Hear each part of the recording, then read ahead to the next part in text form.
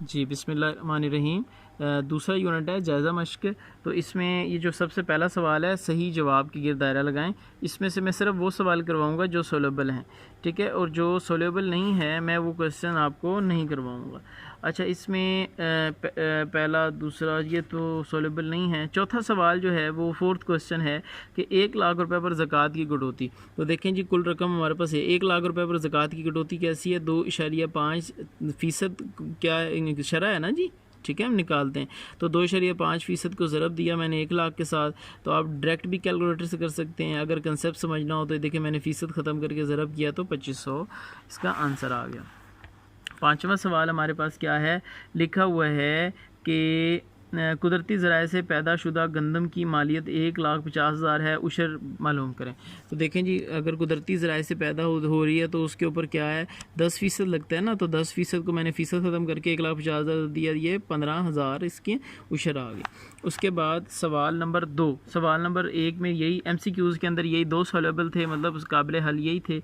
सवाल नंबर 2 में अब हम जाएंगे, उसमें हमारे पास ये जो खाली जगह वाले क्वेश्चन है, इसमें भी मैं सिर्फ वही क्वेश्चन कराऊंगा जो हल होने वाले हैं।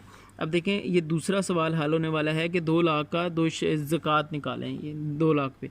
तो वही 2.5 ज़कात की जो शरह है उसको हमने ज़रब दिया तो ये 5,000 आ गया।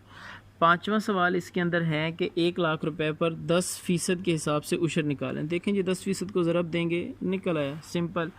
उसके बाद तीसरा सवाल हमारे पास क्या है, सवाल नंबर 3। ये सवाल नंबर 3 बाकायदा अब क्वेश्चन शुरू हो गए हैं। ये हमारे तक यहाँ तक हमारे पास जो खाली जगह और MCQs थे वो मैंने आपको सॉल्व करा दिए, और बाकी जो हैं वो सॉल्व होने वाले नहीं हैं, वो वैसे याद करने वाले हैं।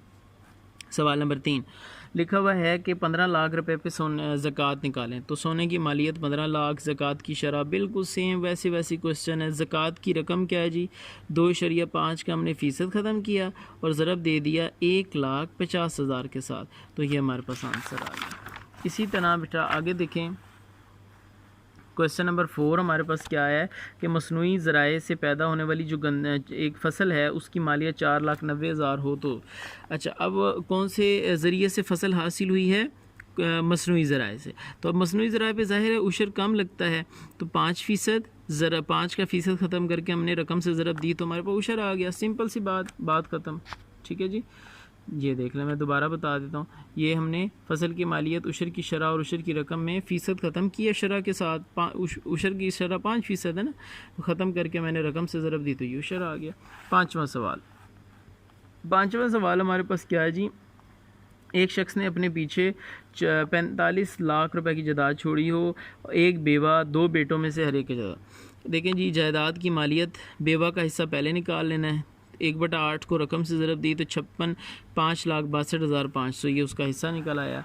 उसके बाद अब बकिया रकम जो है उसमें से, ये बकिया रकम है औलाद के हिस्से 2/2, तो ये 2/4 जब ज़रब करेंगे तो ये 19,68,750 जो है ये एक बेटे का हिस्सा आ गया, दूसरे का भी इतना ही होगा। अच्छा, उसके बाद छठा सवाल है कि अकरम ने 48 लाख रुपए जायदाद की मालियत छोड़ी, उसने अपने पीछे एक बेवा, 3 बेटे और 4 बेटियां छोड़ी हैं। देख लें जी, ये आप असाइनमेंट के तौर पे क्वेश्चन अगर कर लें तो बेहतर है, ठीक है। यहाँ से आप वीडियो बंद करके उसको खुद ब खुद देखें और आंसर चेक करें। मैं फिर भी करवा देता हूँ कि जायदाद की मालियत 4,80,000, बेवा का हिस्सा 1/8 को मैंने ज़रब दी तो ये बेवा का हिस्सा आ गया। अच्छा, उस 6 लाख, बकिया रकम 48 में से 6 निकाल दिया, 42 लाख। औलाद के हिस्सों में निस्बत देखें, औलाद हमारे पास कितनी है, 3 बेटे हैं और 4 बेटियां, इन सब को मैंने निस्बत में लिखा, फिर निस्बती मजमुआ निकाला तो 10 निकला। अब बेटे का हिस्सा होगा 2/10 और इस रकम के साथ ज़रब दे देंगे, ये मैंने नीचे किया हुआ है, ये आंसर आ गया।